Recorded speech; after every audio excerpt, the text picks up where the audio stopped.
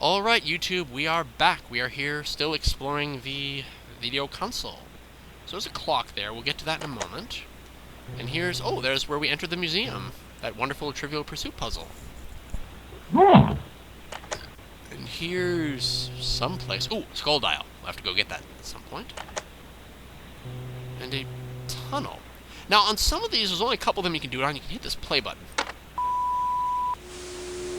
And there's Beth. That's when she dropped her purse, clearly not in the stairwell. Oh, but I guess stuff could have occurred after that video. Anyway. Got the main museum lobby. So, what is this? Whoa. Oh, okay, we don't know what that is. We got the beast room. We can hit the play button here, too. Hey, it's Merrick! And that's where he dropped his inhaler. And here's that watery passageway we went through before. Okay. So about that clock tower. I'm not going to do this, but you could go back and forth and keep looking at this clock tower. Here is what happens. On those chains back there, let me head back to the chains that we can grab. The trick is, we are actually going to try to get this to show an open mouth, because there's something in that open mouth we need. I bet you can guess what it is. Back to the chains here. This first chain will push time forward on that clock tower 5 hours. The second chain will undo that action. The third chain will push time ahead 35 minutes. The second chain will turn it back 35 minutes. We have to get the clock tower to show 5:30. Now, this is my general strategy for this. I'm going to pull this chain 6 times.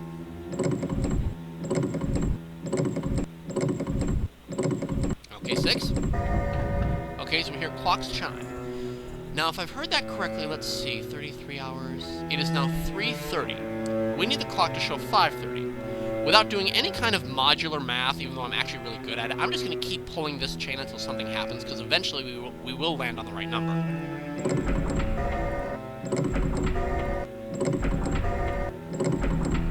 It's striking the half hour each time. We're listening for a very different sound.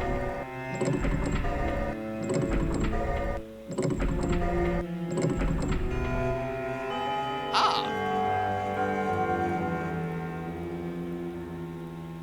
And this is luck.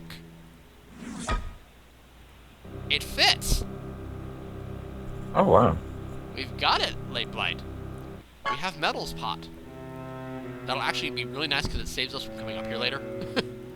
Yeah, but there is nothing in the game to tell you that would work except going back up to the cameras and looking at the clock tower each time and seeing how it changes.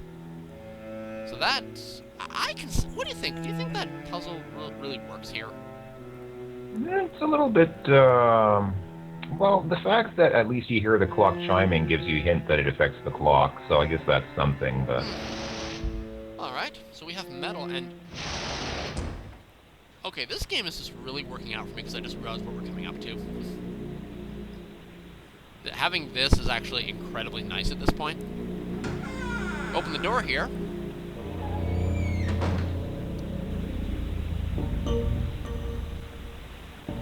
We are not alone.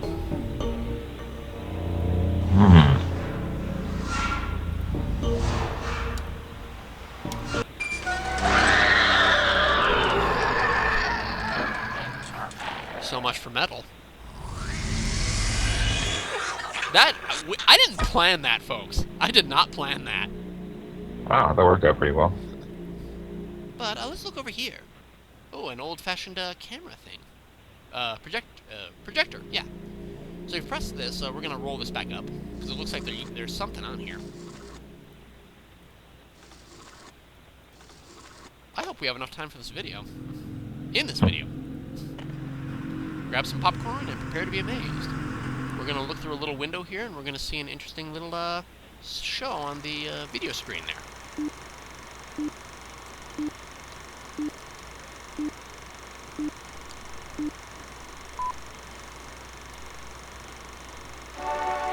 Mysterious Places, life and legends of ancient sites around the world with your host, Sir Hubert Windlenot, Professor Professor of Archaeology. Innumerable mysteries are raised as we look at the remains of the past. Who are these people who built these structures? Why did they have so much in common with the ancients in Egypt and Mesopotamia? What fate caused them to disappear and take their knowledge with them? Why did they bury their secrets beneath the earth? Archaeologists are only now piecing together the clues from pictographs and carvings left behind. Even so, we are far from understanding them. Nice. There is a legend of an immense tunnel running under the Andes Mountains in South America, connecting the Inca civilizations with a subterranean world. Searching for that passage, I followed this tunnel for almost a mile, when all of a sudden it just stopped. Now, I asked myself, why would the builders of this tunnel go this far just to have it suddenly dead end? Their shovels broke? Come with me as we explore its secrets.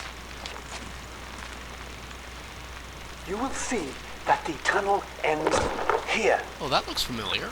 Now, notice the unusual markings on this end wall. Now, this is so clever. Watch as I touch the images.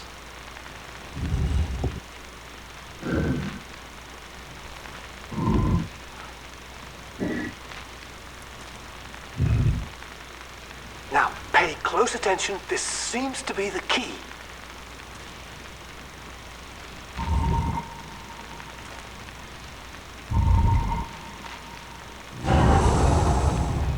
Isn't this ingenious?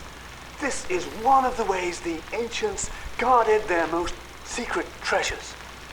Unfortunately, this particular tunnel is not the famed Andean tunnel system, but a decoy, for we found nothing but a maze leading to an empty room. Or is it that we have not yet discovered the rest of its secrets? This is Sir Hubert Windlenot, Professor of Archaeology, signing off.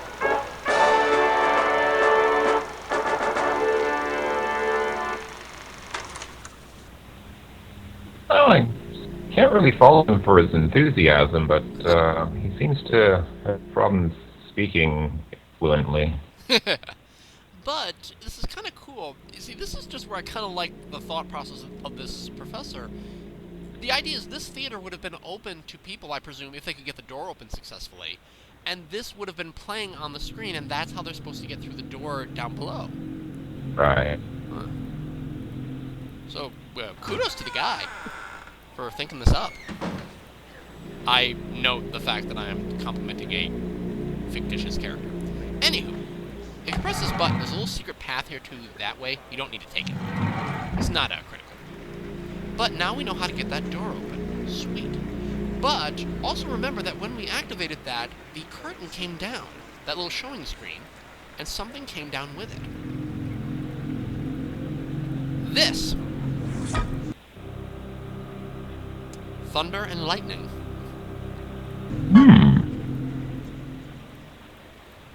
I'm not trying to seem smart with my intelligence, viewers. I'm trying to just save time with the LP. I'll just tell you what the symbol is, because you can just look back at South American pictographs and see it. Alright, leaving the theater. I actually don't want to take that underground pathway yet. We can't quite do something there because we're missing another thing we need. But let's head up the stairs here. Very pretty railings. Uh-oh.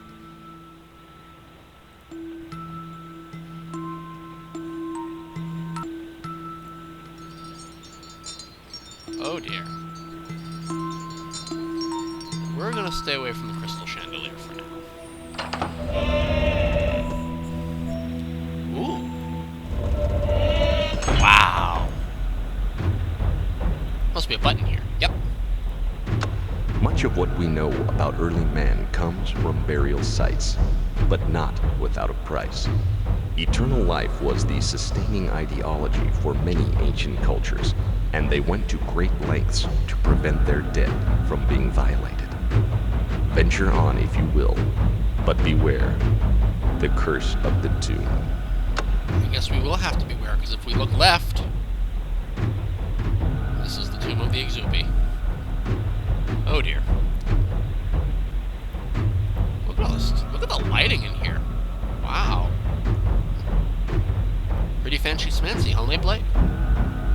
It's pretty good, yeah. It's very moody. Definitely evokes a feel.